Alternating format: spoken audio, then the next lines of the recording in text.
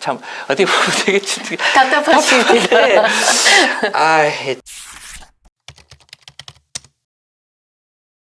사실 저의 생활 습관도 저희 부모님의 생활 습관을 어떻게 보면 유전적으로 제가 이제 받은 거죠. 학습이 된 거죠. 학습이 된 거죠. 어렸을 때 계속 봤으니까 네. 제일 많이 봤을 거니까. 네.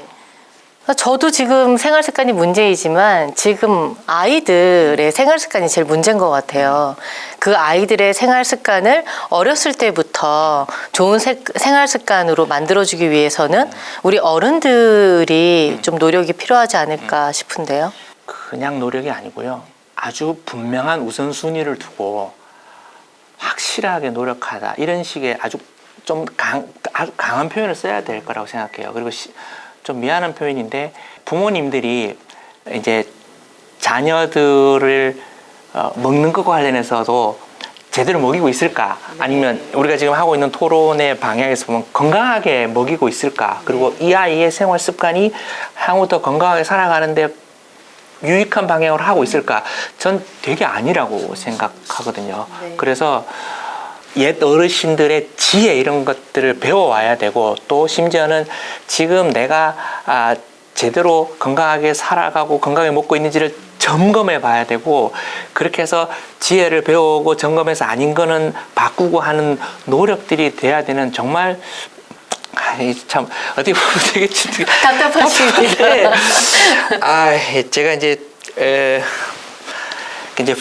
패스트푸드 이따가 우리가 뭐 채식 이런 얘기를 차이나 스터디에서 보겠지만 어떤 경우는 모르고 있고요. 어떤 경우는 아는데 실천하지 않는 거죠. 그리고 핑계를 대는 거죠. 네. 뭐 바쁘다. 그리고 뭐 아이가 좋아한다. 이거 아니면 안 먹는다. 예, 제가 이 얘기를 하면 마음이 격해질 것 같아가지고 조금 제가 아들 셋을 키우고 있는데 짐승처럼 먹거든요. 근데 짐승처럼 건강한 식단으로 먹나요? 아니요, 전 짐승을 키우고 싶지 않습니다. 이제 성장기에 있을 때 먹어야 될 것들과 이제 어른이 됐을 때 차이가 있긴 있습니다만 결국은 어렸을 때 버릇이 평생 가기 때문에 맞아요.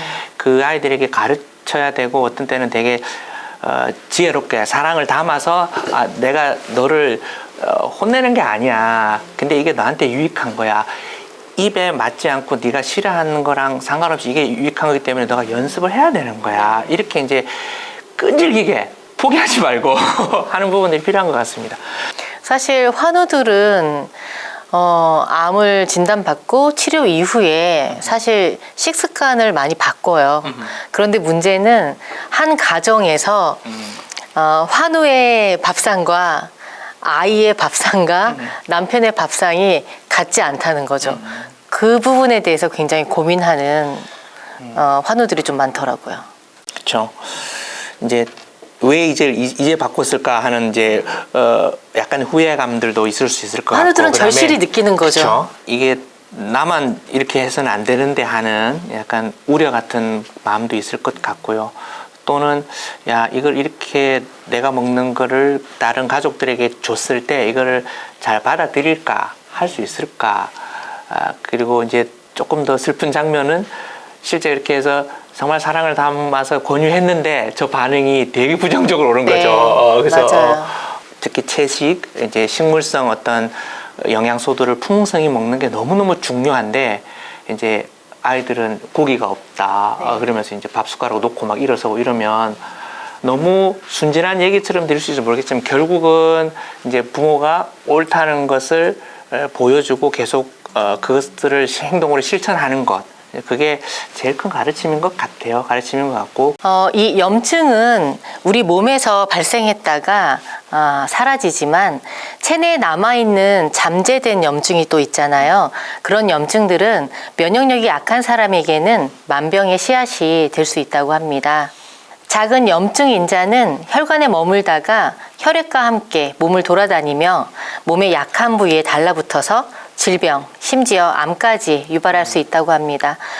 그러면 원장님, 이 염증이라는 것은 의학적으로 무엇을 말하는 걸까요?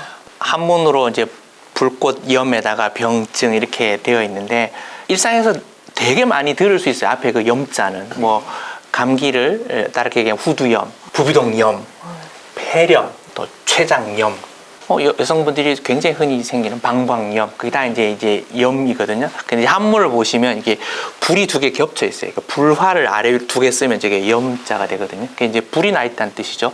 이게 재밌는 게 영어로 염증이 inflammation이거든요. 그게 flame, 불꽃이 in 안에 있는 상태라는 뜻이죠. 같아요. 네. 의미가. 그러니까 몸에 불이 나 있는 거죠.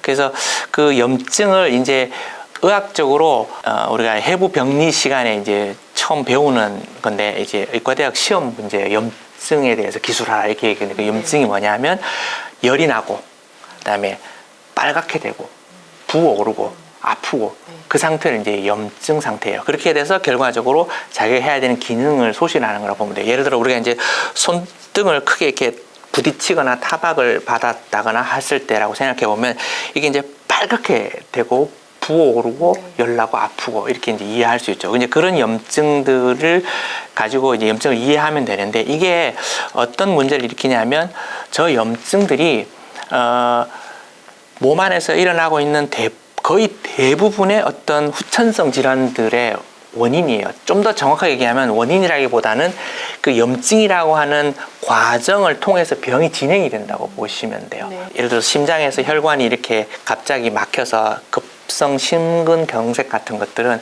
그 염증 반응이 갑자기 일어나서 혈관을 막는 것 이렇게 이해하시면 되거든요.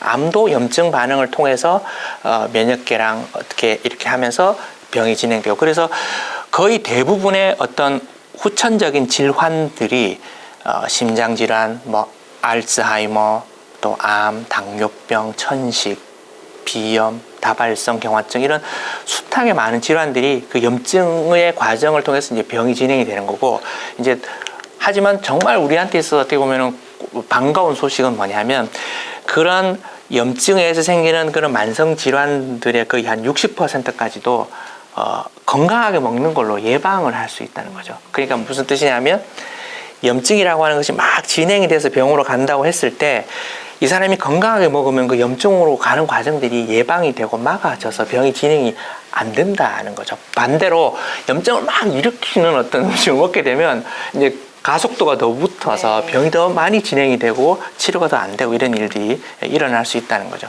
그 최적 건강관리혁명이라는 어떤 책에서 나와 있는 만성적인 염증을 줄이기 위한 17가지 실천 방안을 쭉 보시면 저기에서 적지 않은 것들이 먹는 것들 이제 오메가3 지방산이라든가 과일이나 채소라든가 또 유기농으로 키운 과일, 채소, 고기, 유제품을 먹는 거 당 부하가 낮은 탄수화물을 먹어라. 또 영양유전책 같은 데서 내는 가이드라인을 따라가라 이렇게 얘기하고 또 이제 안 먹어야 될 것들 염분을 피하고 가공식품을 피하고 우리가 좀 전에 얘기한 패스트푸드를 피하고 포화지방, 트랜스지방, 오메가6 지방산 이런 것들을 피하라고 되어 있어요. 저게 다 뭐랑 관련되어 있냐면 먹으라고 하는 것들은 염증이 진행이 되지 않도록 도와주는 음식들이고요. 먹지 말아라, 피하라고 하는 것들은 염증을 일으키는 음식들이라고 이렇게 보시면 됩니다. 염증이 모든 병의 원인 시작이네요. 거의 대부분의 병들의 과정 혹은 어떤 매개해서 일어나는 반응 이렇게 보시는 게 맞을 것 같습니다. 그러니까 그 염증을 일으키는 여러 원인들이 있겠죠. 근데 원인들이 있는데 그 원인들을 통해서 염증 반응이 일어나면 병들이 진행이 된다 이렇게 이해하시면 되겠습니다. 결국 바르지 못한 생활 습관으로 우리 몸의 대사기관들이 천천히 망가지면서 당뇨, 고혈압, 비만에 이른다고 볼 수 있겠는데요. 대부분은 단순히 세포 내부의 유전자 변형으로 인한 암으로 인식하기 쉬운데 토마스 사이프리드 교수는 암은 대사질환이다 라는 책을 발간하면서 대사환경, 세포 외부의 환경을 강조했는데요. 염증, 만성질환과 암과의 관계 설명이 가능할까요? 또 네. 이것을 예방하기 위해서는 무엇이 필요할까요?